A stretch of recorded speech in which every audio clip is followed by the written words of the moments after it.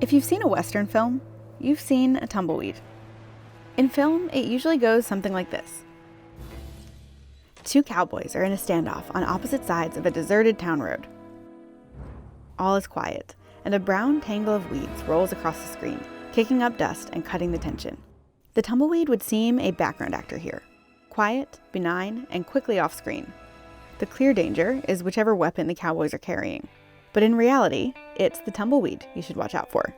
This was the scene in Washington State on New Year's Eve. This pile of tumbleweeds is more than 5 feet tall, stretches 3 houses long, and covers half the roadway. The term tumbleweed itself is not a plant species. It's something that happens to one. The Encyclopedia Britannica defines tumbleweed as a plant that breaks away from its roots and is driven about by the wind as a light, rolling mass, scattering seeds as it goes. A number of plant species can tumble, but when we talk about tumbleweeds in the United States, we're usually talking about the plant commonly known as Russian thistle. Russian thistle starts out life green and friendly looking, but it's a plant with an adventure-packed afterlife. In 6 months' time, or less, it dries out, detaches from its roots, and begins a wind-fueled journey across roads and desert landscapes. We don't know exactly when the tumbleweed became a symbol of the American West, but the Department of Agriculture says prickly Russian thistle arrived in the 1870s. It traveled here from Europe as a stowaway in flaxseed imported to the U.S. by way of South Dakota. As it's rolling, the tumbleweed is dispersing its seeds, a sign of evolutionary efficiency. It's also posing threats to traffic, front yards, and areas prone to wildfires. And it can reproduce in a matter of weeks.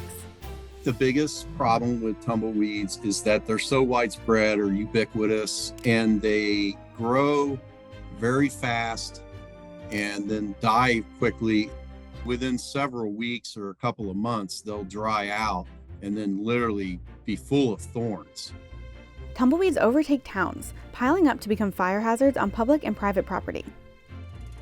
Like a ghostbuster, a man wades in bravely to attack the inhuman intruder.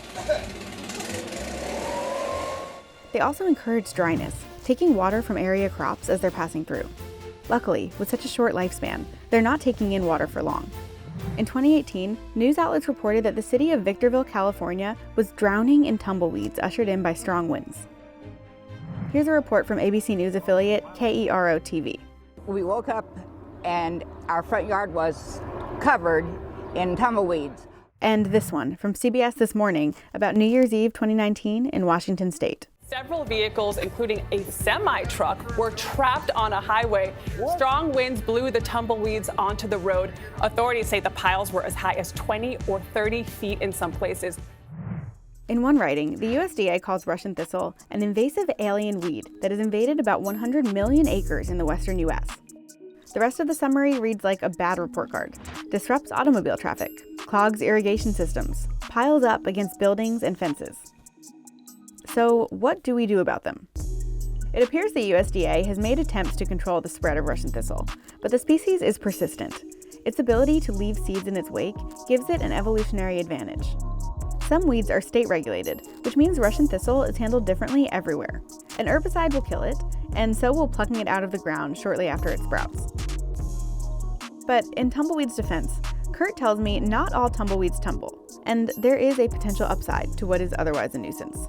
What I've actually seen is that the dead chaff, the plant itself, can become like what we call a nurse plant, and it will actually provide shade and catch desirable seeds when they blow into the site and can create a microclimate.